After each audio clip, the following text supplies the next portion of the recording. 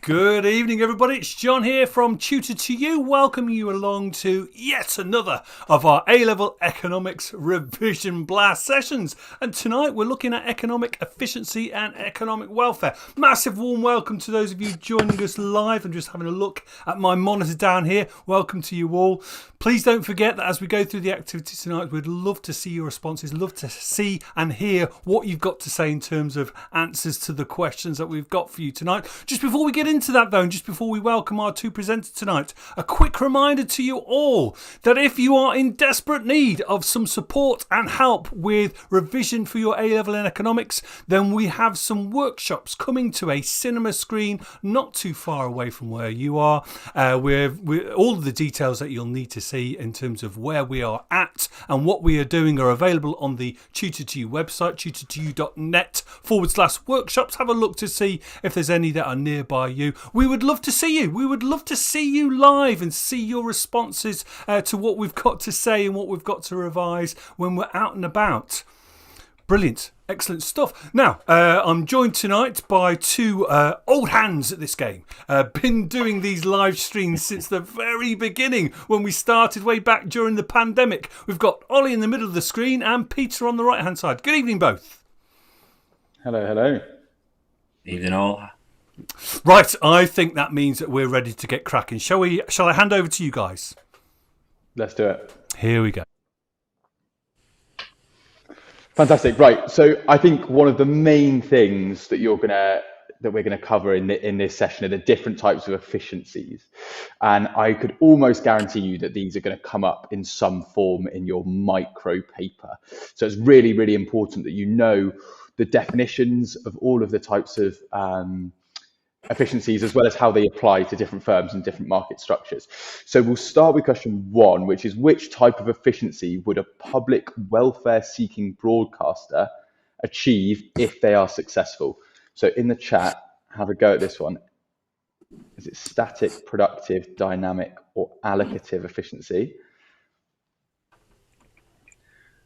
Where's Jeff Riley at? Jeff Riley's not here, unfortunately. You have to settle for me and Peter today. Right, so we're seeing lots and lots of D's in the chat. So John, if you reveal the answer, please. Fantastic, it is D. Right, allocative efficiency, I think it's fair to say, is the most poorly defined of all the efficiencies in micro. So I think the key thing to remember here is that allocative efficiency occurs when price is equal to marginal cost. Okay, so you need to remember that, and you can even write that in your exam, just as P equals MC, really quick.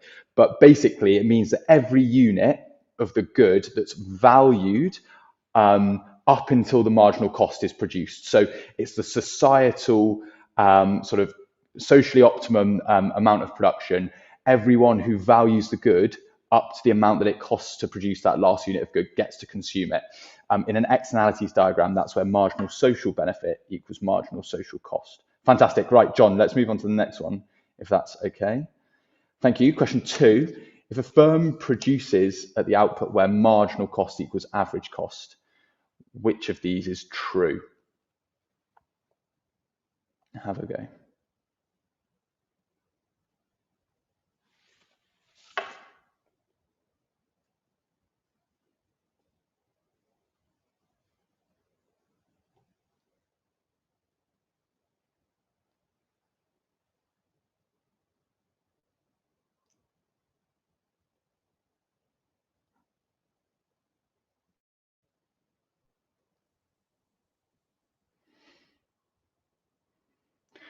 Fantastic. Right. So we've got a few B's, lots of B's.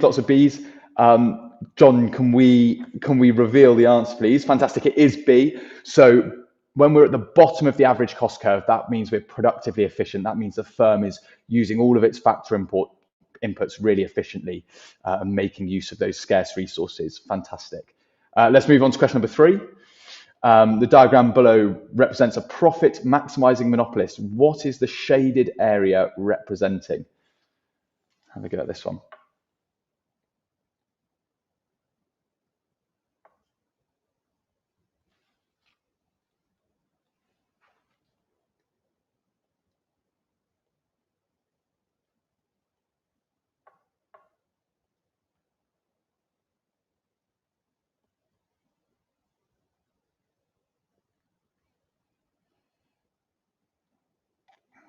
Okay, getting a few answers coming in now. A couple of A's, a B. Any more for any more? Another B. Right, so we've got either seems to be people think it's the total cost or the normal profit. John, can you put us out of our misery? So it's the monopolist total costs. Okay, so the key thing here is we've worked out the quantity, and that's the dotted line going up. We've worked it out from the point where marginal revenue equals marginal cost, and then we go up to the AR curve to get the price. But here, when we touch the AC curve, that shows the average cost per unit, and then if we times that by the quantity, that's going to give us the total costs.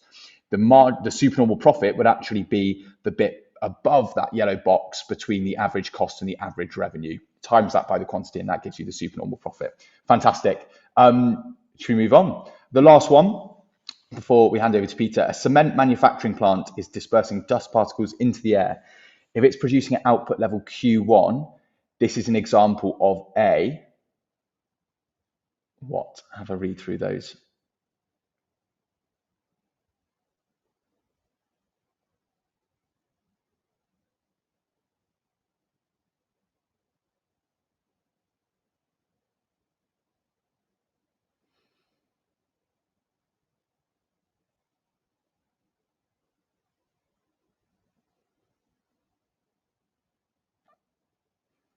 Quite a lot to read here.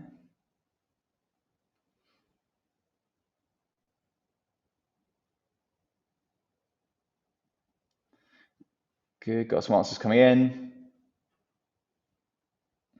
Fantastic. Looks like everyone is along the right lines. Everyone's saying D. John, are those people correct? Yes, they are. Fantastic. So if we've got a difference in the cost curves, then that's a negative externality of production to do with supply. And you're absolutely right, because marginal social cost here is higher than the private cost. The cost to society of the mine or the cement manufacturing plant operating is higher than the cost to the firm itself. There's a negative externality in production. So marginal social cost is higher than marginal private cost. Fantastic. If we were to show the welfare loss here, remember the welfare loss triangle always points to the socially optimum point. So the welfare loss triangle here would be A, B, E. Fantastic. Right, Peter, over to you. Cheers, Ollie. Cheers, thanks very much. Some great responses there from everyone. What we've got here is a 60-second challenge. You're going to have 60 seconds to match the key phrase on the left of the screen to its correct definition on the right-hand side. So what we'd love to see in the chat is the letter matched with the number on the right. So if we can reveal, please, John. So again, here's our types of efficiencies. Ollie mentioned many of these before. You've got 60 seconds starting from now.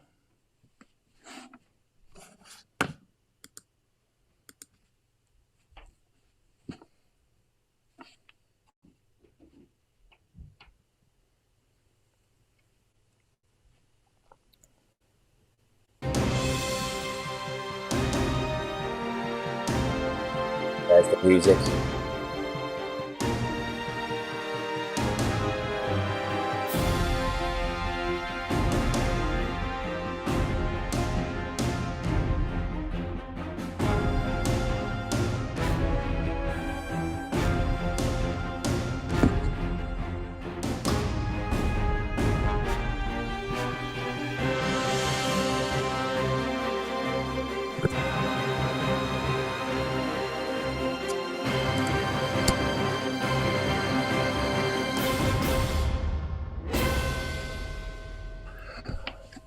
Okay, I'll just give you a few more seconds, just if anyone's still thinking.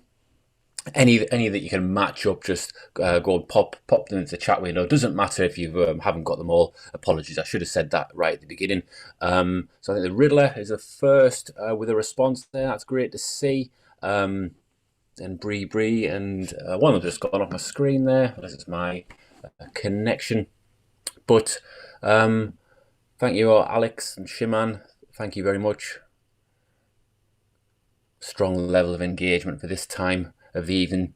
And if any of you are watching on replay or catch up, of course, feel free to pause the video at any time and then add these notes, add these definitions to your notes, or really think about me adding some examples. So thanks for the contributions. Let's just have a look at the answer, please, John.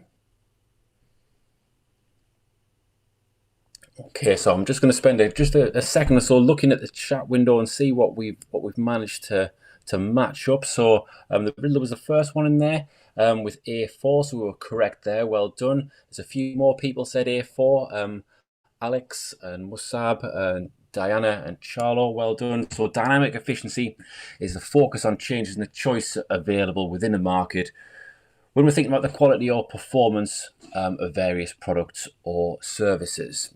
Those of you who do the Excel exam board, you'll recall that last year's paper, maybe you haven't seen it. If you have seen it, if you haven't seen it, it's maybe a little bit of a spoiler. But there was a question on monopoly and efficiency last year. You do OCR, I think that cropped up a few years beforehand.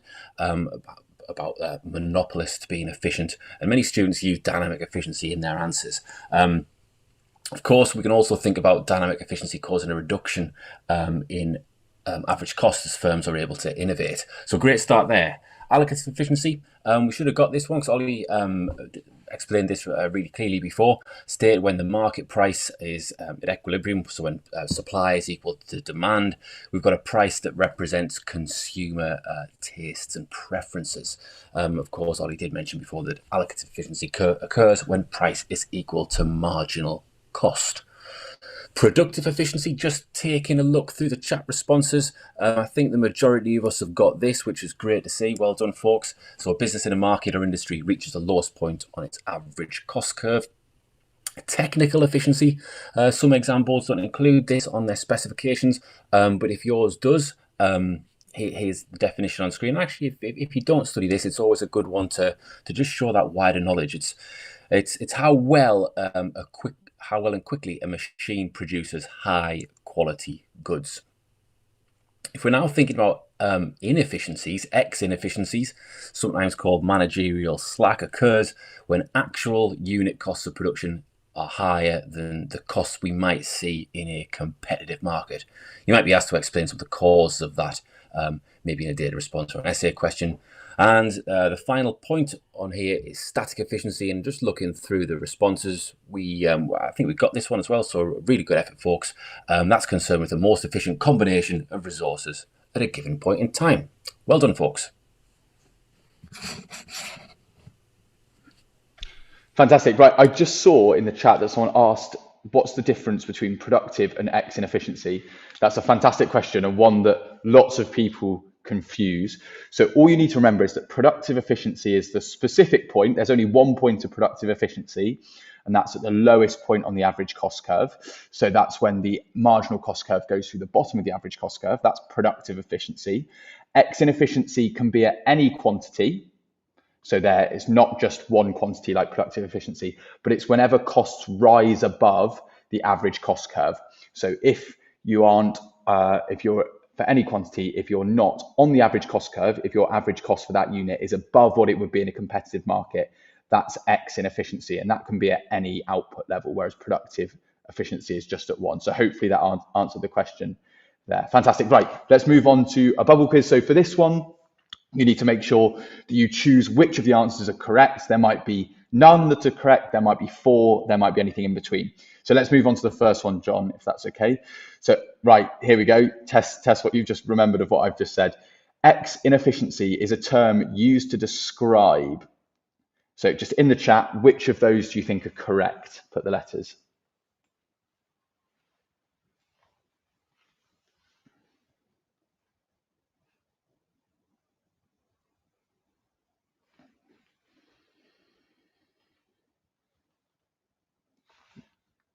I'll give you a few seconds to do this. Which of those do you think is correct?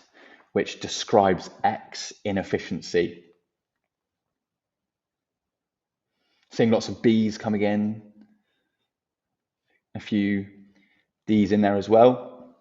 John, what are we looking at here? B, C, and D. Okay, so X inefficiency can be when a firm suffers from internal slackness.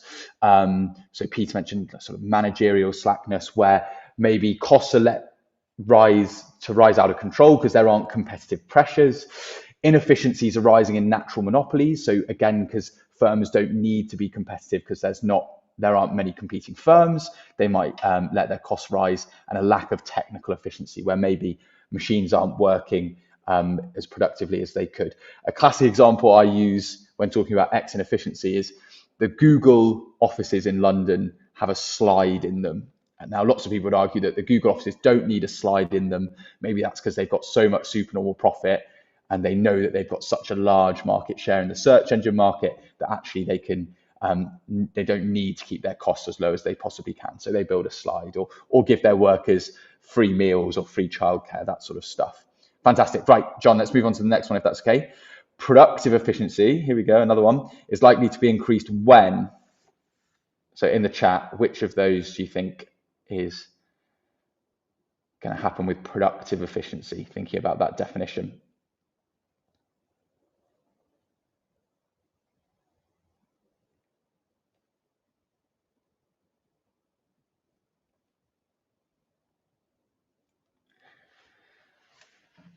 Really, really important to know all of these definitions, know what they look like on a diagram, but really important as well that you can talk about them in relation to all of the market structures. So here we go. Right, we're getting a few answers through now. So we've got a real mix. I've seen all four of them come up at some point. B seems to be a pretty common one.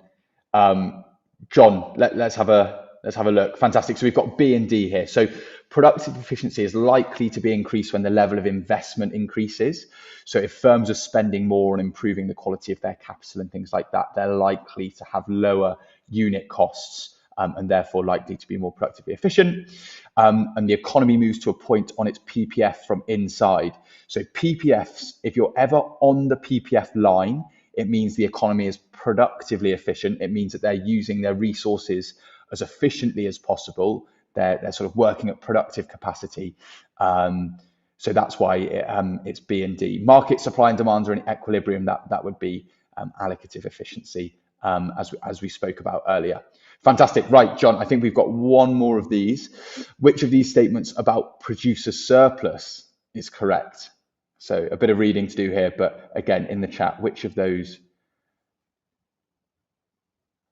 is correct in relation to producer surplus?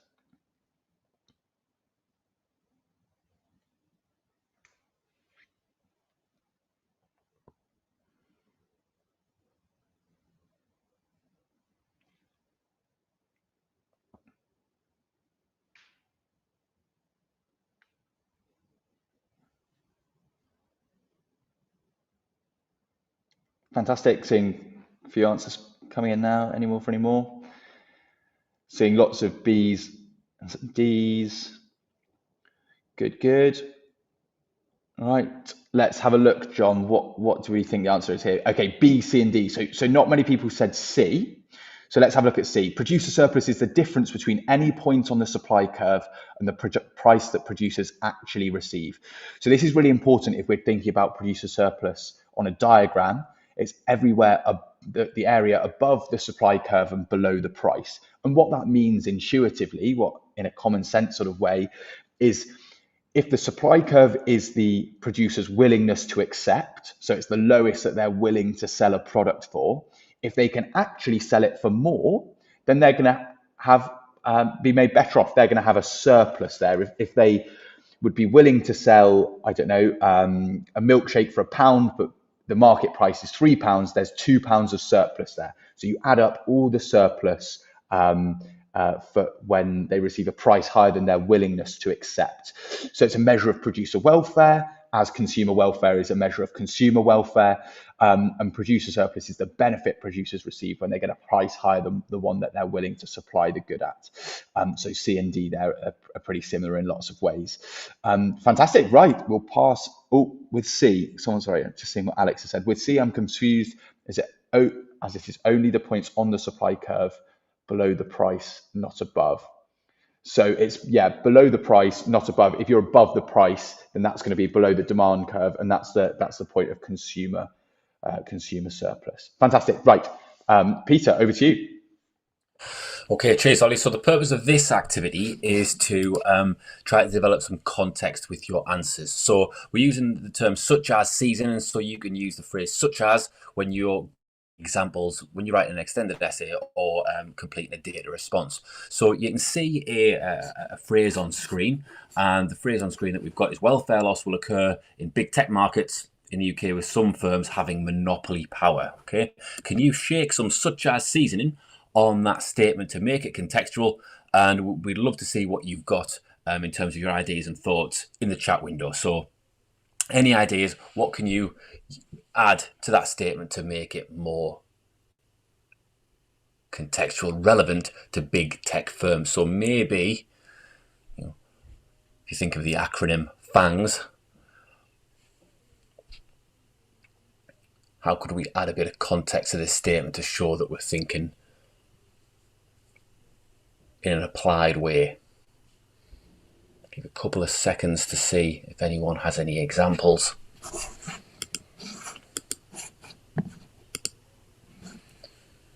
Okay, thank you, Alex. So Alex has said, such as Apple and Samsung, who hold the majority of the market share of the mobile phone market and charge a price above marginal cost. Wow, that's a pretty impressive response. Well done. Musab has said, such as Apple pricing their products extremely, forcing lower income households to go towards substitutes such as Samsung. Hey, I think we're getting the hang of this.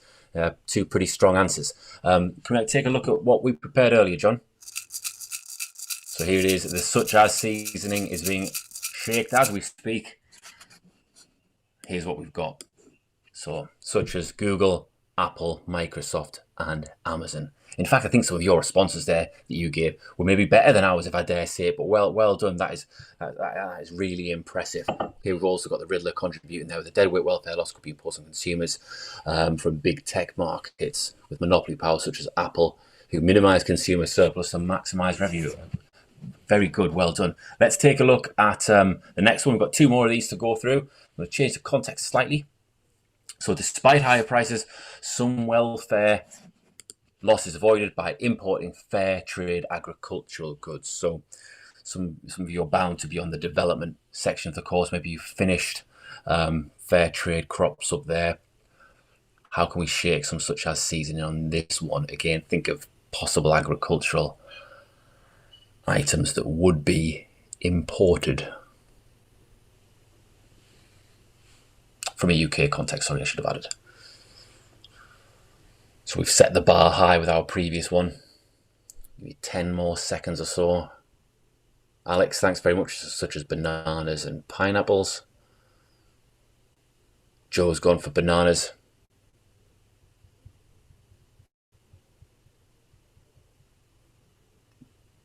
Thank you, Kelly. Let's take a look at what we had. Here's the seasoning.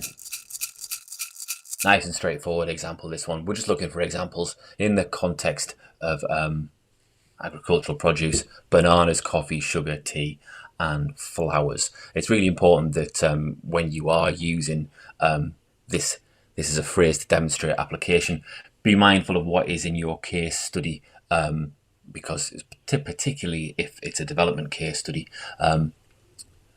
we know that lots of countries have got specific issues, and you really need to use what is in the case and not just think generically. So one more here. So in theory, there may be some welfare gain for consumers if car manufacturers benefit from internal economies of scale through bulk buying semi-finished goods. So what can we add to this one? And again, I recall last summer a question like this did come up, and I think it was in terms of application that some students dropped marks.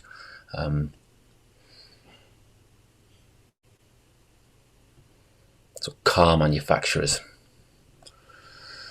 is the context we're looking at here. For those of you who study business, particularly the EdXL paper, obviously your pre-release is on the UK car market, so you might have done some research already. Or Alex, in there quickly, such as car engines for Peugeot or Ford, very good. Let's just see if we've got one more here. It's just come in with such as engines. Indeed, it is a really good example. Let's take a look at what we had. Thank you for the contribution. Thank you, the Riddler. Engines from America, largest exporter of car parts. Okay, so we had such as steel, paint, and electrical wiring. So that's just a really nice and straightforward activity that you can use as part of your revision, such as seasoning. Use that such as phrase to sprinkle application on your answer. Okay, I'm going to hand you over to Ollie now for the devil's advocate. Fantastic. So from application onto another assessment objective that you'll be assessed on this summer, to evaluation. So this is a really important part. How can you sort of either give opposing points of view, or how can you say what your analysis arguments depend on, for example. So here's one for you. Here's an analysis point. The FCA, the Financial Conduct Authority's ban on dual pricing strategies will mean that broadband providers will no longer be able to charge different prices to new and existing customers. This will improve consumer welfare, as higher charges faced by existing customers will result in lower disposable incomes. So they've basically stopped what you would see on TV adverts, where if you join, you get a really preferential rate, but the people that already are customers and have been for a while wouldn't get access to that rate. So that's been banned now. So how could we maybe evaluate that? How can we give a counter argument? Often starting with however is a really, really good way of showing the examiner that you're thinking about both sides of the argument. You're critiquing your analysis points. So Alex, however, without price discrimination, the overall average prices may increase, decreasing welfare for customers who regularly switch to the best deal. Great point. Things like U-Switch. Nowadays, the website where you can easily compare broadband providers means that people might have a lot more information, be able to switch a lot easier. Thanks, Alex. Are there any more coming in the chat? Conscious of time, so we'll give it a few more seconds. Do send it in. Any more for any more? Right, John, let's see what we've got here. So some firms such as BT, Sky and Virgin Media had used profits to introduce social tariffs, offering support to households on income support. This support may not continue, causing a fall in overall economic welfare. So this is a good evaluation point that can be made about price discrimination in general, that if firms price discriminate, they might be able to increase their supernormal profits, which could actually be used for things that benefit the consumer, whether that be through innovation and dynamic efficiency, or maybe actually the price discrimination helps to offer some of those customers lower prices, which is good for their welfare. Fantastic. Let's move on to the next one. Let's try and give a counter argument to this. So airlines should be prevented from using price discrimination. Here we go. As use of a low price strategy may prevent new entrants into the market and reinforce their monopoly power. As a result, in the long run, profit maximizing monopolies charge higher prices than a competitive equilibrium. How might we give a counter argument to that? How might we critique that analysis point? Try and get some answers in the chat.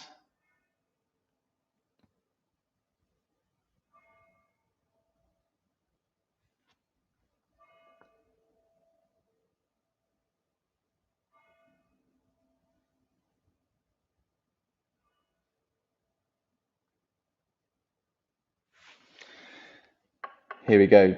Oh, thanks, John, for that. Interesting. Good one from Joe. So Joe said, however, without monopoly power, firms may lose economies of scale and productive efficiencies. Fantastic. That's a really good point, Joe. So maybe the reason that firms can offer low prices is because their average costs have been falling as outputs increased. That's a really key point to make there in terms of economies of scale. It's when average costs falls as output rise. Don't say as costs fall as output rise. You'll find very few businesses where their total costs go down when quantity goes up. It's actually the average cost, long run average cost that's falling that gives us economies of scale. Here we go. Using low prices would increase demand for flights. So this could damage the environment as a negative externality of flying. That's a really good point. Sometimes monopoly power can actually be a good thing if it reduces the production of demerit goods. Think about stuff like cigarettes. If you have a monopoly and they restrict output, well, maybe that's good for society's welfare. Fantastic. Right, John, what was the answer that we've got here? Firms can use supernormal profits to fund research and development, which might improve our dynamic efficiency. For examples, they might use profits to research more environmentally friendly methods of air travel. Stuff like trying to produce the next hydrogen-powered plane. That's going to be one of the big innovations, hopefully, that comes to the aerospace industry in the next couple of decades. Fantastic. Right, Peter, over to you for the final activity. Thanks, Ollie. So what we've got coming up here is on balance, and what we're trying to again get to try and simulate here is those exam skills of analysis and evaluation. So we've got a question: can you give one benefit and one cost with regard to economic welfare from the collusive behaviour of businesses in an oligopolistic market? So what's one benefit, thinking in terms of an economic welfare context, from collusion, and what are some of the costs from collusion? So any ideas that we have, if we can put a benefit and a cost into the chat window in the next couple of minutes or so. Okay, very good. So Breeby's coming with a benefit could lead to increased quality. We've made a link to utility possibly.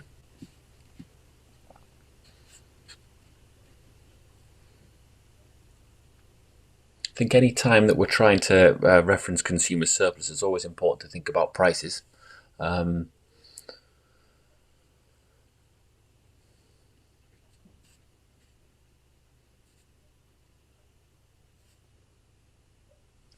There's a few just come in there, so apologies if I miss yours out.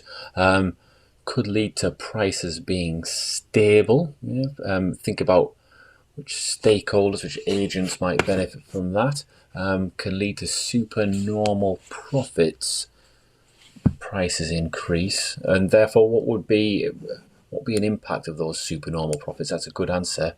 Think about how it might benefit from a welfare side of things. We've got a couple of costs come through now. Problem: lower consumer surplus if they experience higher prices. Okay, that's looking good. I can almost visualize the diagram in my mind for that one, about what we could draw there. Higher prices again. We could incorporate some game theory analysis into that one. I like that. Simplified pricing decisions. Alex has come with a benefit just to end there. I am conscious of time, so thank you for those contributions. Let's take a look at what we had. You should be quite happy with this, folks, in terms of what you can see on screen. From the contributions in the chat, you can make you can draw some comparisons. Collusion, if it results in higher profits, should lead to higher wages for employees. That's assuming that those higher profits are, of course, redistributed in the form of higher wages. I think a few of us alluded to this one too, in terms of I definitely saw price stability somewhere in the chat window, but that could result in fairer prices. Again, we've got a nice development link here for producer cooperatives in lower and middle income countries. In developing nations. So if collusion occurs, we can see fairer prices, which benefits farmers who, without that collusion, may have ended up receiving a lower price from a monopsony buyer. Okay, well done, folks. Let's take a look at the costs we came up with.